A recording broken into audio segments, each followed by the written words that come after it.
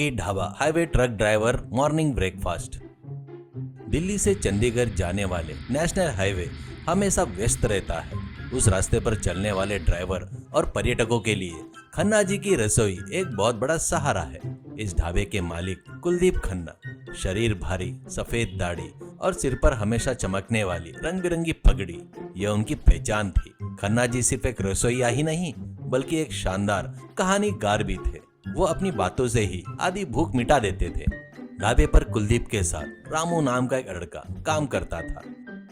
रामू थोड़ा सीधा साधा था, लेकिन खन्ना जी की बातों को वेद वाक्य की तरह मानता था। इन दोनों के बीच होने वाली मजेदार बातचीत सुनने के लिए आसपास के लॉरी ड्राइवर होड़ मचाते थे। खन्ना जी की एक अजीब आदत थी, वह हर मौसम के हिसाब से अपने मेनू और पकवानों के नाम बदल देते थे। गर्मियों में कहते, अरे रामू बोर्ड पर लिख दे ऐसे ही पनीर टिक्का, इसे खाओगे तो ऐसा लगेगा एसी में बैठे हो, ऐसा कहते। बारिश में वो छतरी के आकार के पकोड़े तलते और उनके नाम रखते, रेनकोट पकोड़ा।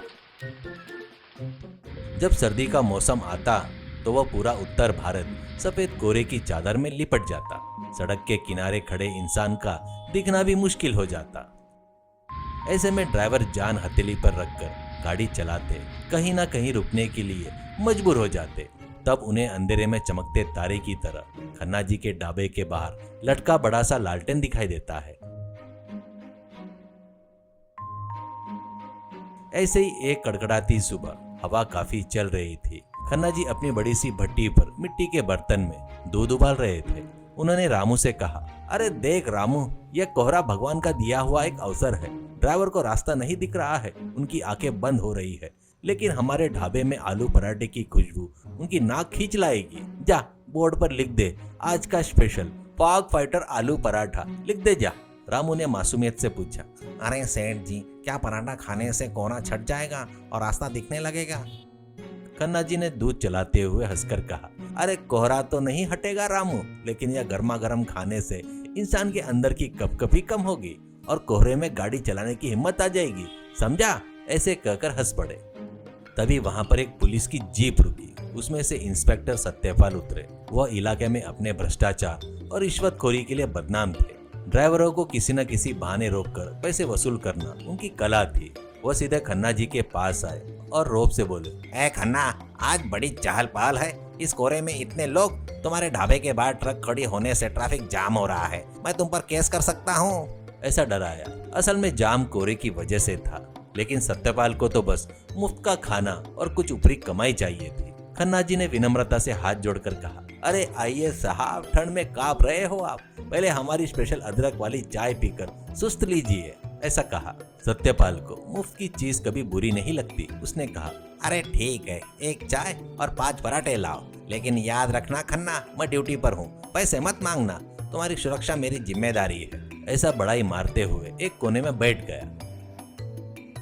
खन्ना जी ने मन ही मन सोचा, अरे इसे सर्दी में गर्मी का एहसास कराना पड़ेगा।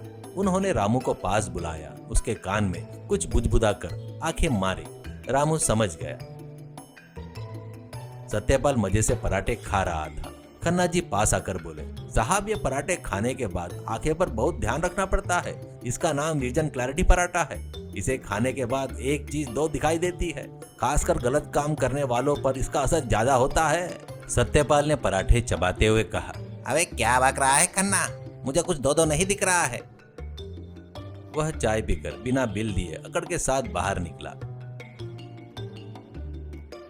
उसने एक लारी वाले को रोका, ड्राइवर को नीचे उतारकर धमकाया, लाइसेंस दिखा, इस धुन में बिना लाइट जलाए गाड़ी चलाता है, 500 रुपए निकाल, ऐसा डराया।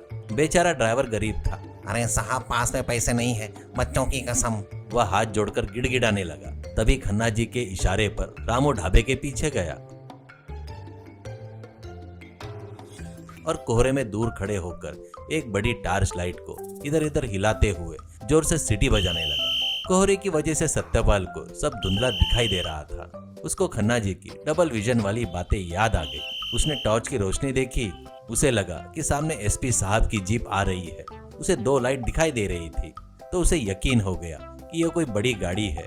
वह डर गया कि अगर रिश्वत लेते हुए पकड़ा गया तो नौकरी जा सकती है। सत्यपाल ने तुरंत ड्राइवर के हाथ में 500 रुपए लेने के बजाय अपनी जेब से 100 रुपए निकाले और ड्राइवर के हाथ में थमाते हुए बोला, अरे जा जा, जल्दी से भाग जा यहाँ से। पीछे एसपी साहब आ रहे हैं, उन्हें पता चला कि तेरे पास पैसे नहीं है तो मुझे डांटेंगे। ये 100 रुपए रख और निकल यहाँ से। थोड़ी देर बाद सत्यपाल घबराया हुआ ढाबे पर वापस आया और पूछा, अरे खन्ना, वो एसपी साहब किधर गए? इसी तरफ आ रहे थे ना? खन्ना जी हंसते हुए बोले, अरे साहब वो कोई अफसर नहीं थे, वो तो हमारा रामू टार्च लेकर सड़क पार कर रहा था। शायद आपको उस पराठे की महिमा की वजह से एक टार्च दो और रामू एसपी साहब की तरह दिखाई दिया। आसपास खड़े ड्राइवर ठहाके मारकर हंस पड़े। सत्यपाल को समझ में आ गया कि वह कितना बड़ा मूर्ख बना। अपने लालच और डर की वजह से उसने अपनी इज्जत और पैसे दोनों गवा दिए। खन्ना जी ने उसके कंधे पर हाथ रखा और कहा, साहब कोहरा अगर आंखों के सामने हो तो एक्सीडेंट होता है, लेकिन अगर लालच का कोहरा मन पर छा जाए तो इंसानियत गायब हो जाती है। दूसरों की मजबूरी में लूटने से अच्छा है उनकी मदद करना है। सत्यपाल को समझ आ गया। ढाबे में के सभी लोग खन्ना के समय सूचकता को देखकर तारीफ करते हैं।